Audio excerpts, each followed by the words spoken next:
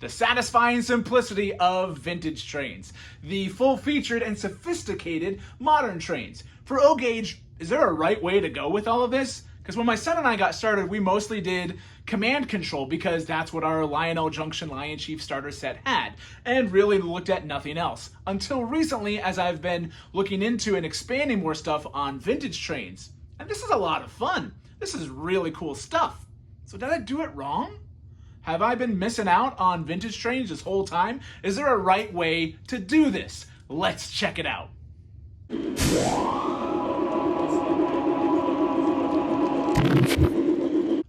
Welcome to Dadified, doing lots of fun train stuff with my son, and this rail line around me here is a big focus of that. This is the second-hand overland, and this is a big reason why we haven't done a lot of conventional control. Conventional meaning that you're going off of transformer power to make the trains go faster or slower. We focused on command control because that's what works best down here.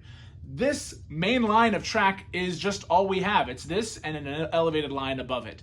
There is not a double line main line, despite my attempts to fool you with certain shots that I've done. Yeah, it's pretty much just me trying to make this layout look bigger than it really is. But that also means that whether there's trains sitting on sidings or trains running on the track at multiple times, command control is really best for this environment. I am working on getting some power switches. I have one already underneath here that turns off all the trains underneath there, but I need to get one on the main switch yards over there. I just haven't because lazy. Redoing work is never fun. Do it right the first time. Which is why we all make these videos, so you can learn from our mistakes, right? But so we really haven't looked a whole lot at conventionally controlled trains because this isn't a good environment for that.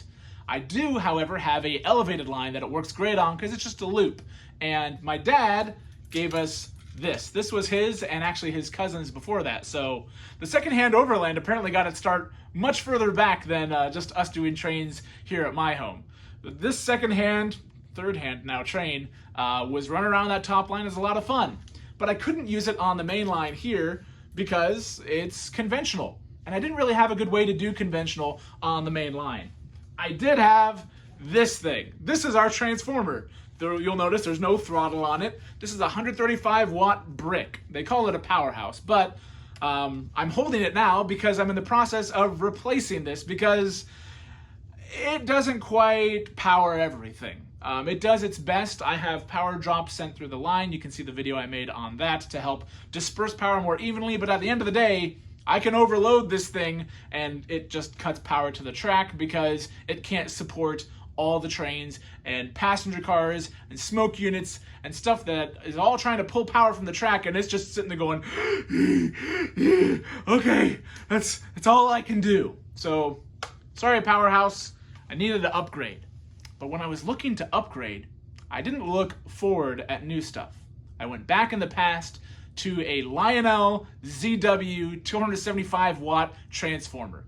This thing is so cool. I've been thinking about getting one of these for quite a while and just hadn't because it was doing a good enough job. But now, again, we're to the point where I've got so many passenger cars lined up behind Big Boy and 844 and all these other power requirements that it really was time to upgrade the power to our layout.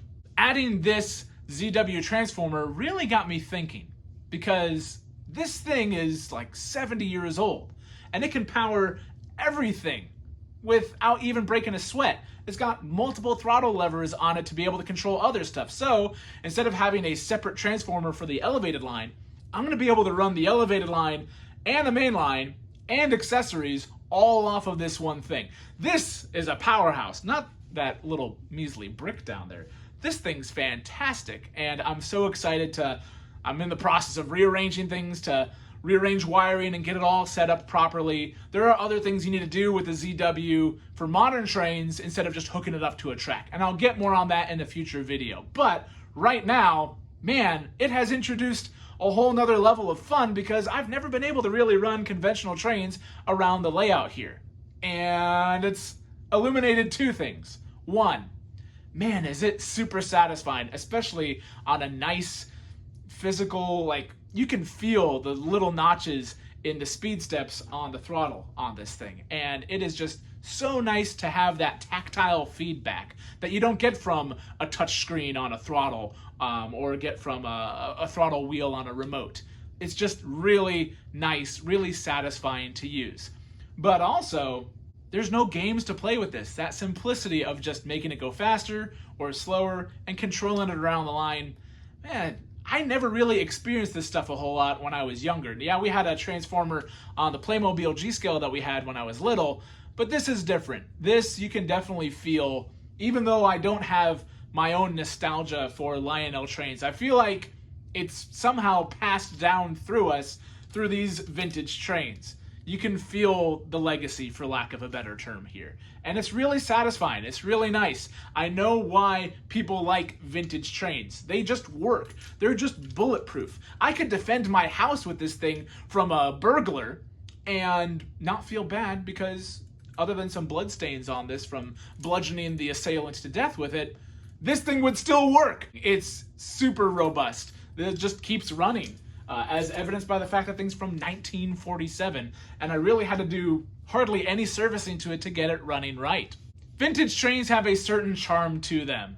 There are certain cars that do certain things. There's a lot more play element to vintage trains because, as I pointed out before, these started off as toys for kids. So as we get more modern, as we get more sophisticated with all the controls on things, we start to lose some of that fun. We start to lose some of that charm.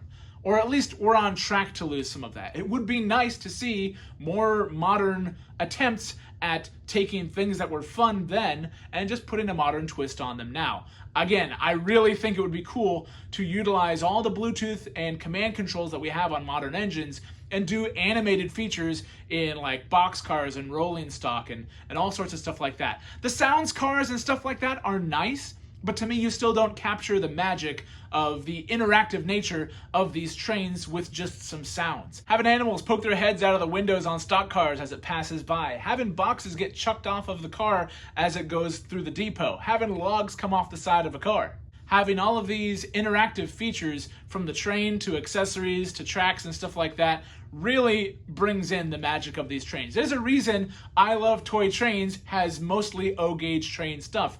A lot of that magic that we saw with those older trains and those older videos for some of us, it wasn't in just the train moving around the track. It was all the stuff that they did with that. And those videos did a great job of capturing that imagination and that just fun innovation that they had back then. I really have come to appreciate vintage trains more over the years, and until recently, I haven't been able to run them around the main line very easily, and I still kind of can't. There are some things that I want to change around here to make it easier for us to do stuff like this, especially since we have the ZW now that allows me to more easily control track voltage that way. But besides that, it did make me double take and think, man, would this have been easier to start with? If nothing else, from a financial standpoint. I've seen the price of post-war stuff, and unless you've got something really rare, it's really affordable to just pick up some post-war boxcars and rolling stock and a caboose and a train and get going. A ring of track on the carpet, a transformer, maybe a whistle in the tender, and you're good to go. I wonder if we had started with post-war and with older trains with my son, if he would have the same fascination and love for these trains that he does now. Because again, we mostly did command control because of our Lionel Junction train that we started off with.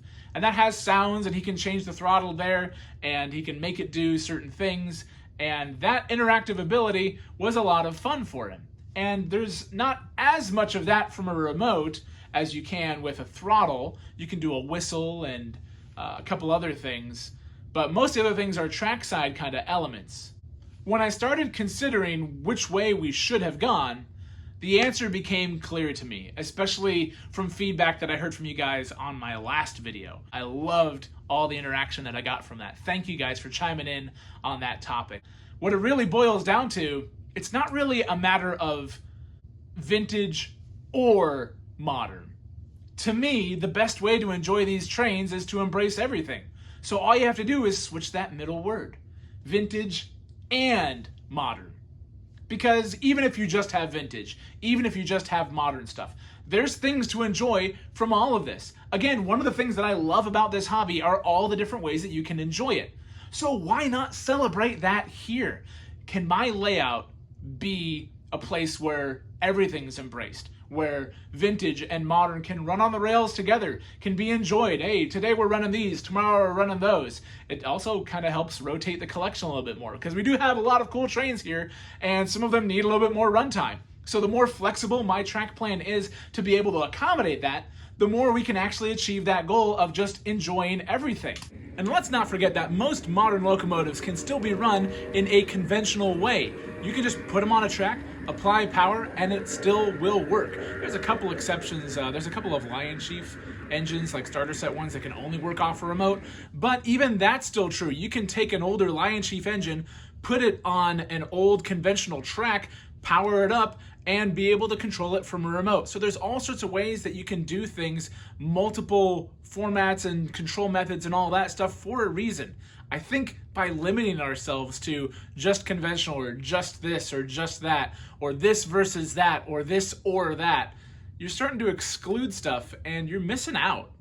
It does begin to be a bit of a rabbit hole financially, because if you start doing one thing and then open the floodgates to another, then there's no end in sight. But still, to a point, mostly going to be doing command control here, because again, it's what works best on the line. But that doesn't stop me from enjoying vintage trains every now and then. And now that we got the ZW on here, we're going to be able to do more. Who knows what we're going to add next? In fact, I want to hear from you guys what you think we should add next. More modern, more vintage, something you have that you enjoy in your collection that we could enjoy here. Let me know down in the comments, because we love hearing from you guys. So really, at the end of the day, it's not a way to do it wrong.